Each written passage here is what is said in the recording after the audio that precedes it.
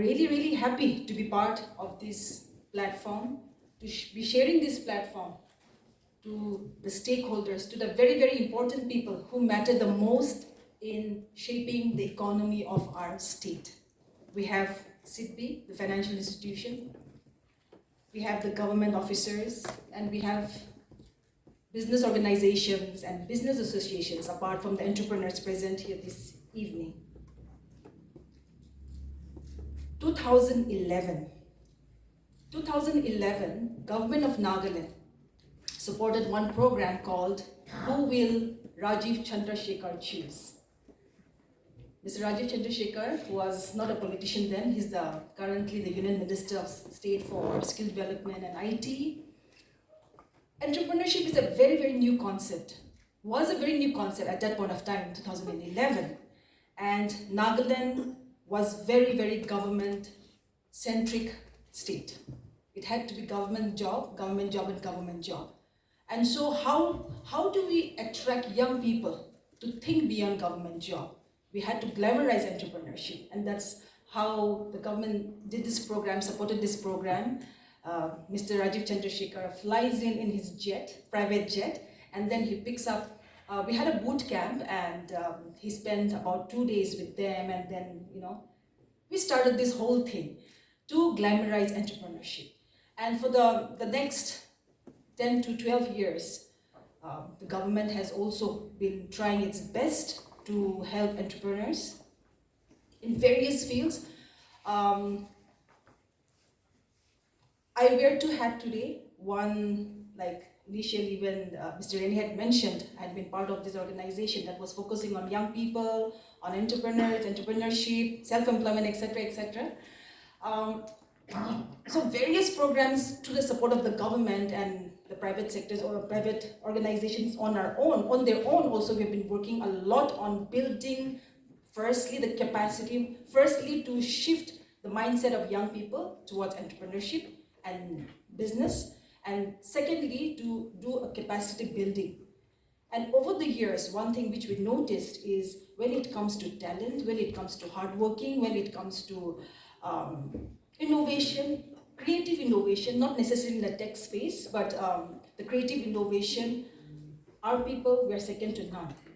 But the biggest roadblock, apart from, of course, the power and the connectivity, which is very crucial for business to flourish, was access to credit and access to financial institution. And that's a struggle that our state has been going through, and I should say, still going through. There has to be a major breakthrough. We are yet to reach that stage. But I'm really grateful to SIDBI. I know SIDBI has been supporting our entrepreneurs in the past on small programs, but when the CMD himself, when the boss himself comes to our state, it means a lot. You are ready to partner with us on bigger ventures. You are ready to take a risk on us, I believe. And I strongly believe that government of Nagaland and our people, especially our young people, our entrepreneurs are also ready. It's time that we have people in positions who come and be with us to understand the ground reality of what we are made up of. So thank you very much to you, sir, and to the team for being supportive. Our Honorable Chief Minister, you have already met him this morning. He is very, very clear. If the economy of the state has to grow, our local entrepreneurs have to be built. And Nagaland has his own, every state has its own challenges, but again, Nagaland has a very peculiar situation because of so many historical political issues. It's taking time to open up. Most of our entrepreneurs are first generation entrepreneurs. Few, I should say, second generation, but we're still looking at first generation entrepreneurs. So when you talk about, you've been talking about startups and unicorns, it's still very early for us. We're still trying to understand what entrepreneurship, what startup is all about, but we have the Nagaland startup also, along with the rest of the country. Our state also, we have our own startup policy. Under the startup policy, we're also trying to learn as much as we can along with the Startup India. We have 5 incubation centers. Under the incubation centers, we have the entrepreneurs. We're also helping them, because in the past, our people, we even feel very shy to say we're doing business.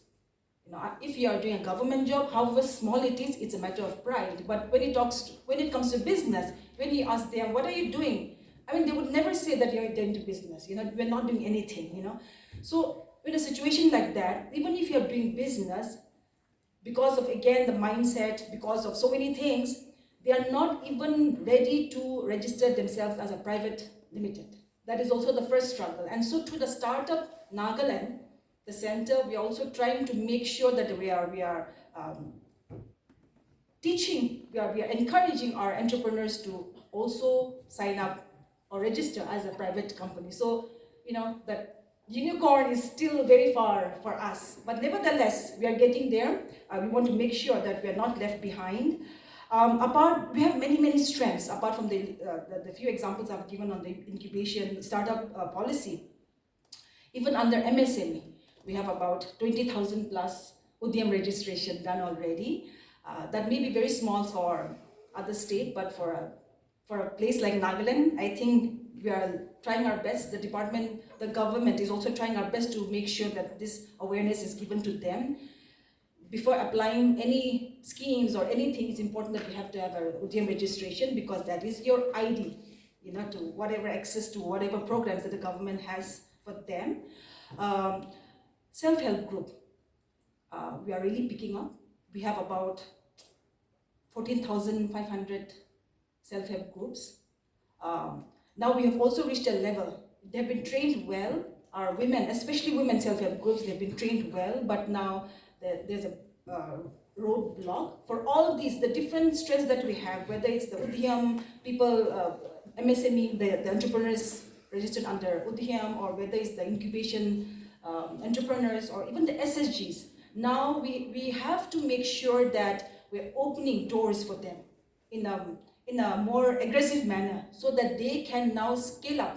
Whatever they have done is whatever little resources is available to them, but it's now time for us, the government, also to make sure that we are giving our best push to make sure that these people are scaling up their businesses to another level.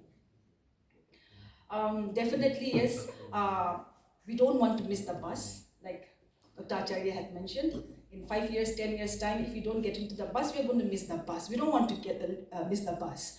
We know Prime Minister Modi, the nation, the vision, everything is 2047, developed India, Vikshit Bharat, and then when we look at that, we still have a lot to catch up, but we are not worried, because where the talent is concerned, where young people are concerned, because we are doing all this for our future and for the future of our young people. Where our young people is concerned, I think we are ready. It's just that the government and the various stakeholders have to make sure that we are creating the right ecosystem for them, so that they can leverage their power, their potential, to also compete with the rest of the country and the rest of the world.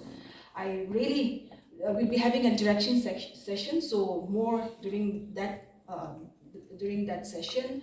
We have people, the stakeholders, who are not just entrepreneurs. Nagas are also shy people, all of them, the young ones here, they are doing exceptionally well, but when you ask them to raise their hands, maybe they're a little shy to raise. But during the course of conversation later, you'll see that apart from individual entrepreneurs, there are also leaders who are representing business organizations and business associations. So you'll get to hear a lot of their work and what our state have to offer. On behalf of the Honorable Chief Minister, the Government of Nagaland, we want to really again thank SIDBI, CMD sir.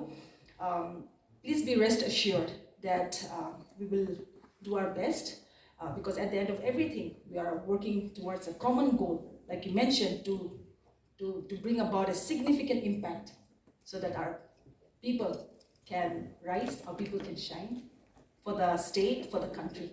Thank you all very much.